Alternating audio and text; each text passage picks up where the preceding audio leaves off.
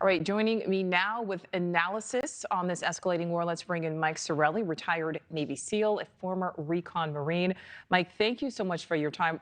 Before we start on anything else, I want to focus on what Kelly just said there. You know, this reiteration that there will be no U.S. boots on the ground.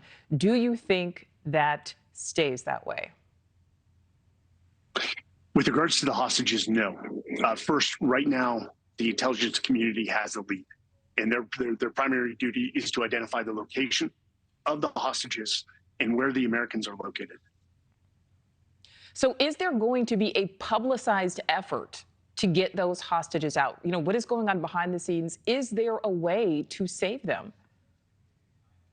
Most likely what's happening is that the U.S. government is working with the Israeli intelligence community very closely to identify those locations. Where this becomes complex is that the 100+ hostages are not located in one position, most likely, and the Americans are intermixed amongst the different locations.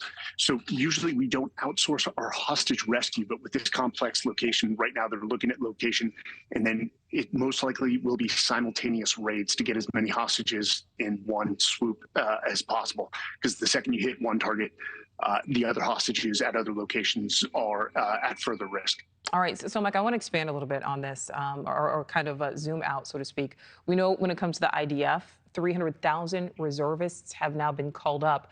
But my question is, will they have the necessary equipment they need? We know that this first shipment of U.S. munitions have arrived, but 300,000 reservists, that's a lot of manpower. It is. Not only are they concerned about the security forces or security situation within Israel, now you've got the offensive into the Gaza Strip. What the biggest fear right now is a war on two fronts if Hezbollah out of Lebanon continues to attack. In terms of munition, Israel has been prepared for this. They are a nation surrounded by enemies, and they have been prepared for this contingency. However, the surprise nature of it has become their 9/11. Absolutely. And to expand on that a little bit more, we know as of this morning that only power station in Gaza is now officially out. Obviously, there are generators, but once those run out, then there is no power. You know, obviously, there was this move to cut off power, fuel, water. But now that we know the power is officially cut off, what does that mean for Gaza? What does it also mean for the IDF? So regardless of the power being out, what we're talking about is military operations on urban terrain known as mount or urban combat. Now, urban combat traditionally and statistically from World War II to Way City in Vietnam results in higher casualties on both sides. Think about it this way. In Manhattan, you've got a dense population. It's close quarters combat. It's an intelligence nightmare, and it will be brutal. So during the initial offensive, it could be days, weeks, months. Expect Israel to go in aggressively. And quite frankly, until they achieve relative superiority, they are, as we say, going to bring the hammer. Okay, so going to bring the hammer. Well, then that kind of my next question, and this may answer it. There are a lot of citizens in Gaza who are not affiliated with Hamas, who are trying to get out. Women and children, but they can't. Is enough being done to get the innocent people out, the people who are not affiliated, including Americans who want to leave? Is enough being done to get them out? Is there a way to get them out?